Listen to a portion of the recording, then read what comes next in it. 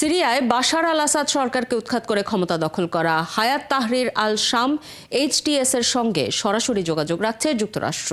মার্কিন পররাষ্ট্রমন্ত্রী Antony Blinken এই তথ্য জানিয়েছেন। এদিকে এইচটিএস এর প্রধান আবু মোহাম্মদ আল জোলানি সিরিয়ায় ইসরায়েলি হামলার নিন্দা জানিয়ে বলেছেন, তেল আবিবের সাথে নতুন সংঘর্ষে জড়ানোর কোনো ইচ্ছে তাদের নেই।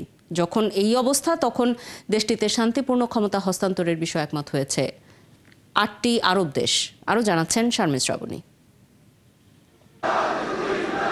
ক্ষমতাচ্যুত প্রেসিডেন্ট বাশার আল আসাদের পতনের পর সিরিয়া জুড়ে এক নতুন অধ্যায়ের সূচনা করেছে। দেশটির পুনর্গঠন ও ভবিষ্যৎ নিয়ে চলছে এখন নানামুখী আলোচনা।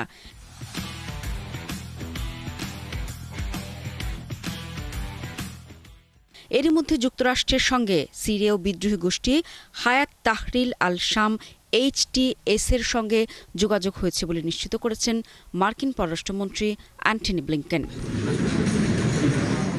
জর্ডানে সিরিয়া নিয়ে মধ্যপ্রাচ্য, তুরস্ক ও পশ্চিমা কূটনীতিকদের সঙ্গে সংলাপে যোগ দেওয়ার পর সাংবাদিকদের কথা বলেন অ্যান্টনি ব্লিংকেন। যদিও গোষ্ঠীটিকে একসময় আল কায়েদার সঙ্গে যুক্ত থাকায় সন্ত্রাসী গোষ্ঠী হিসেবে চিহ্নিত করে নিষেধাজ্ঞা আরোপ করেছিল ওয়াশিংটন। আমরা এইচটিএস এবং অন্যান্য পক্ষের সঙ্গে যোগাযোগ করেছি।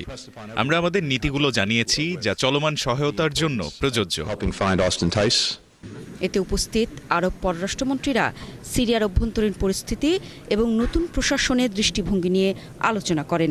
বৈঠকে সিরিয়ার শান্তিপূর্ণ ক্ষমতা হস্তান্তরের বিষয়ে একমত হয়েছে 8 আরব দেশ: সৌদি আরব, জর্ডান, ইরাক, লেবানন, মিশর, সংযুক্ত আরব আমিরাত, বাহরাইন এবং কাতার। এদিকে নানামুখী আলোচনার মধ্যেও সিরিয়ার বিভিন্ন জায়গা লক্ষ্য করে হামলা চালিয়ে যাচ্ছে ইসরায়েল। এ হামলা নিয়ে ক্ষোভ জানিয়েছেন তাহরির আল শাম এইচটিএস এর প্রধান আবু মোহাম্মদ আল জোলানি। তিনি জানান, যুদ্ধ করতে করতে তারা ক্লান্ত, তাই তেল আবিবের সাথে নতুন সংঘর্ষে জড়ানোর কোনো ইচ্ছে তাদের নেই।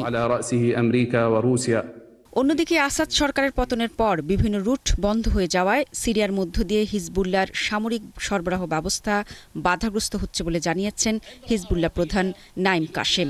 তবে সংগঠনটি নতুন পথ খোঁজার পরিকল্পনা করছে। বর্তমান পরিস্থিতিতে সিরিয়ার নতুন নেতৃত্বের সঙ্গে ভবিষ্যতে সম্পর্ক পুনর্গঠনের বিষয়েও প্রত্যাশা করছে হিজবুল্লাহ। শারমিন শ্রাবণী, ৭১।